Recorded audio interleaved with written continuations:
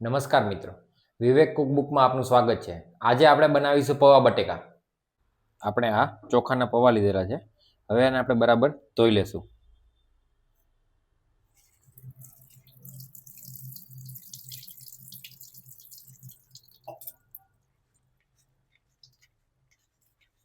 આ રીતે બરાબર ધોઈ લેવાના છે.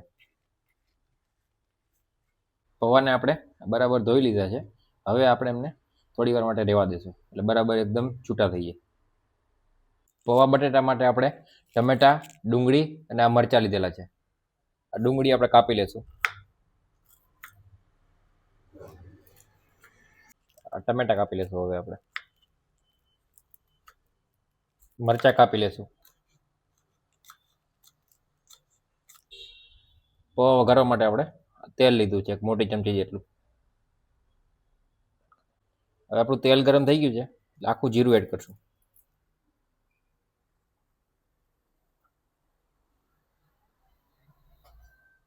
ત્યારબાદ કાપેલી ડુંગળી એડ કરશું.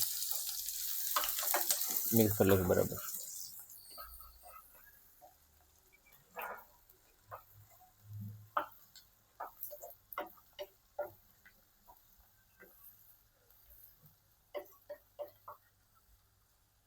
ડુંગળીને આપણે આછા બ્રાઉન રંગની થાય ત્યાં સુધી હલાવવાની છે.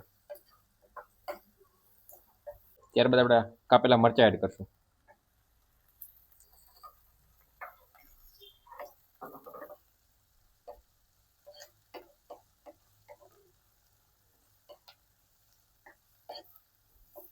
હવે આપણે કાપેલા ટમેટા એડ કરી દઈશું.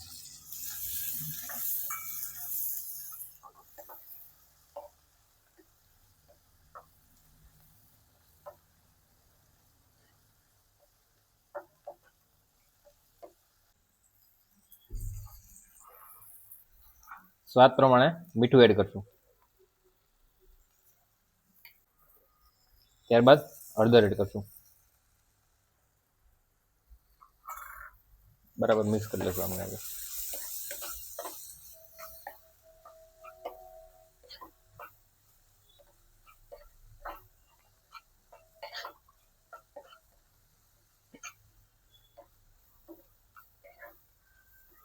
કાશ્મીરી મરચું એડ કરશું. થોડું ધાણા જીરું એડ કરશું.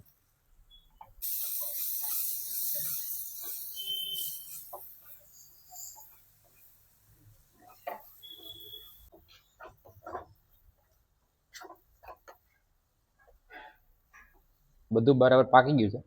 હવે આપણે પૌવા નાખી દઈશું.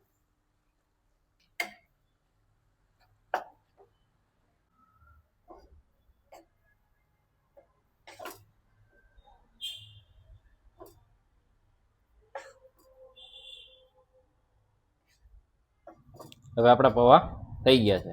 હવે આપણે એને એક ડીશમાં સર્વ કરી લેશું.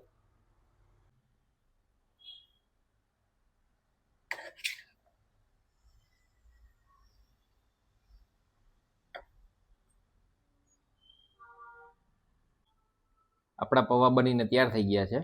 તમને કેવા લાગ્યા એ કોમેન્ટમાં જણાવજો, અને લાઇક, શેર અને સબસ્ક્રાઈબ કરવાનું ભૂલતા નહીં.